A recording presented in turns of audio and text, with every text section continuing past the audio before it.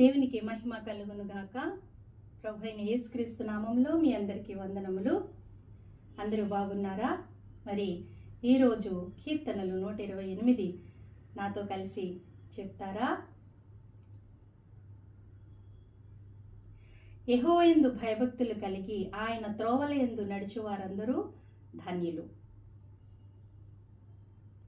నిశ్చయముగా నీవు నీ చేతుల కష్టార్జితమును అనుభవించెదవు. నీవు ధన్యుడవు, నీకు మేలు కలుగును.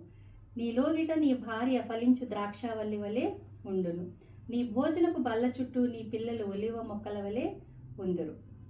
యెహోవాయందు భయభక్తులు కలవాడు ఇలాగూ ఆశీర్వదించబడును. సియోనులో నుండి యెహోవా నిన్ను ఆశీర్వదించును. నీ జీవిత కాలమంతయు యెరూషలేమునకు క్షేమము కలుగుట చూచెదవు. నీ పిల్లల పిల్లలను చూచెదవు.